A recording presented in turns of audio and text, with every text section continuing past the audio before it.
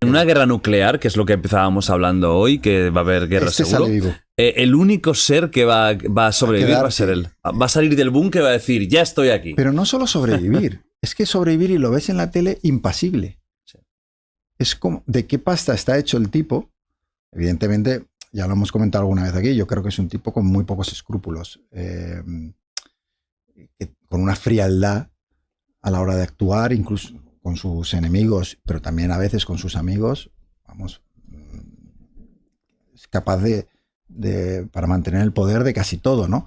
Pero a mí me llama la atención cómo cuando está contra la pared consigue siempre salir adelante, ¿no? Y poderse a levantar.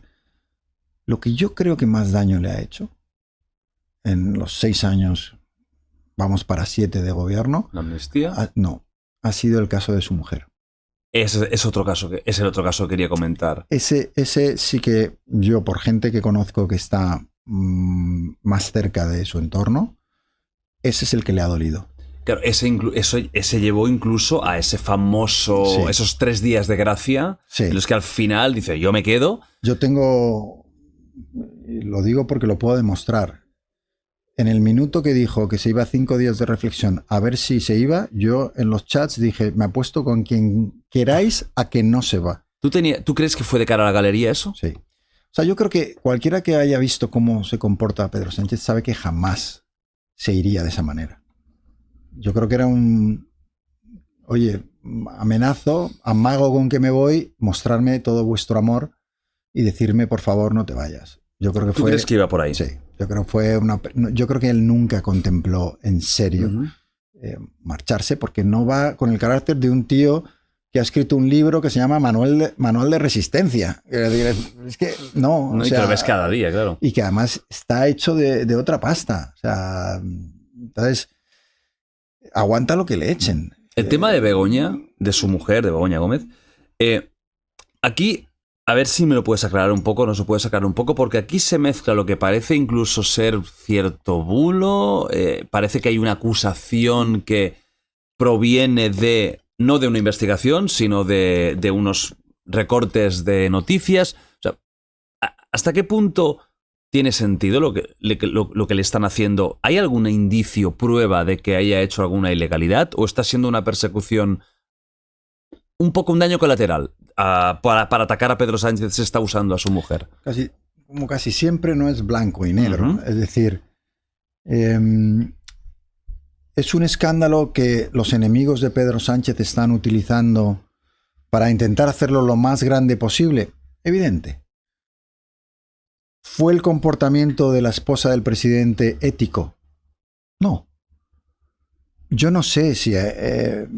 ¿De qué se le acusa? Para empezar, para la gente que no sepa exactamente de qué va esto. Tráfico de influencias, que sirvió para enriquecer a personas del entorno de Begoña Gómez y del presidente. Es decir, cuando ella, por ejemplo, firma, ¿no? Hay un concurso público. Vale. Y ella firma una carta con su nombre apoyando, pues, a uno de los que pretendían llevarse ese concurso público, es decir, varios millones para hacer un una servicio obra público y tal. O lo que sea. O sea, ¿en qué cabeza cabe que la esposa del presidente del gobierno pueda firmar una carta para un empresario como de recomendación? De recomendación. Quiere decir, es que eso no puede ser ético en ningún país del mundo. Y esto se ha hecho. Esto lo hizo ella.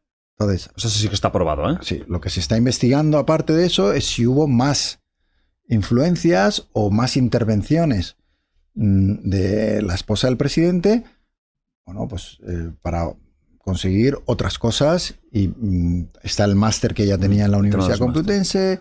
Es decir, ¿de qué va el tema del máster? Que es algo que he escuchado bastante y eso sí que no me he enterado mucho. ¿Qué pasa con este máster? Lo primero que hay que decir es que esto está siendo investigado y está en una fase preliminar. Ahora la Audiencia de Madrid lo que ha hecho es determinar qué causas se pueden seguir investigando o se deberían seguir investigando y cuáles no. Porque hay una, por ejemplo, que fue el rescate de Globalia en medio de la pandemia, que ya les han dicho aquí no hay caso. No sigáis por ahí que no hay caso. Pero en cambio el tema del tráfico de influencias con ese empresario del entorno, sí, el tema del máster se sigue investigando y demás, ¿no? Entonces, de nuevo, es muy parecido a lo que acabamos de contar. Es decir, tú no puedes ser la mujer del presidente e ir a empresas a pedir dinero para que patrocinen una iniciativa privada. ¿Por qué?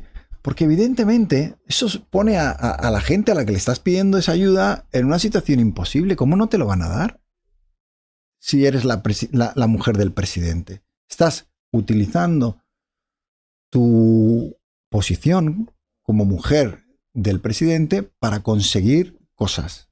Y eso, el juez, que es un juez muy peculiar, que algunas de sus decisiones son bastante disparatadas, pues lo está investigando. Entonces habrá que ver cuáles de estas cosas tienen un recorrido penal, o a lo mejor no tienen ningún recorrido penal y es inocente de todo.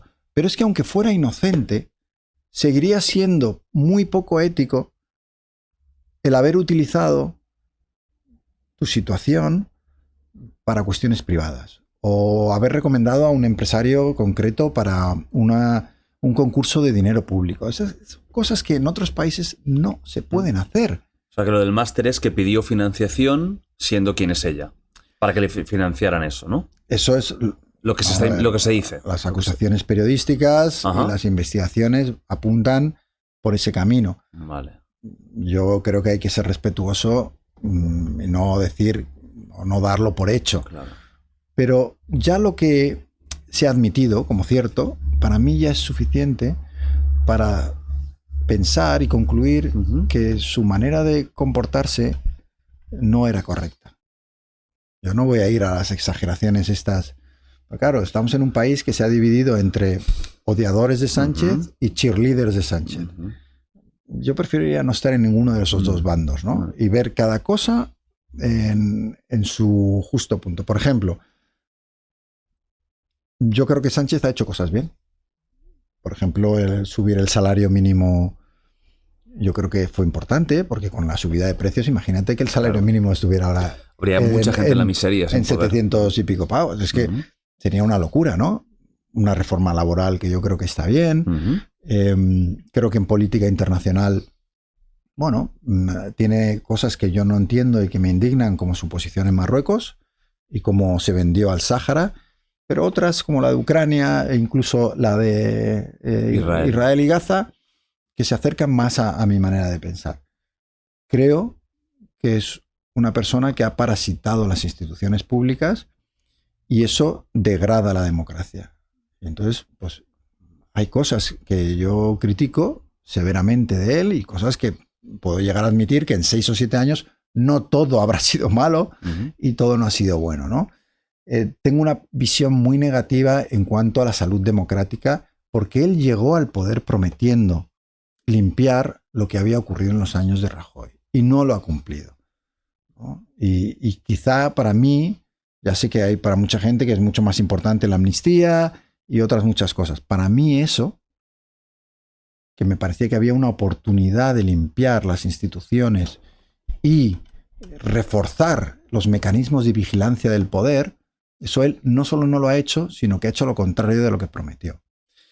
Ahora, el tema de su mujer, yo creo que él tendría que haberle dicho, mira, tú eres mi esposa, yo no te voy a pedir que no tengas ninguna actividad, porque, oye, todo el mundo tiene derecho a tener una carrera profesional, pero tú no puedes utilizar tu nombre o tu posición como primera dama, que se le llama en Estados Unidos, para beneficiar a gente de tu entorno, para promocionar con una carta a alguien, para mejorar las expectativas del máster en el que estás implicada. No, y yo entiendo que es un sacrificio, porque a lo mejor si no fuera presidente del gobierno, a lo mejor también podía haber montado un máster. Y a lo mejor le habría ido bien, no lo sé. Pero la realidad es que eres la presidenta del gobierno y que tienes que mantener una pulcritud total, una separación. Tiene que haber un muro para que no haya ningún conflicto de intereses.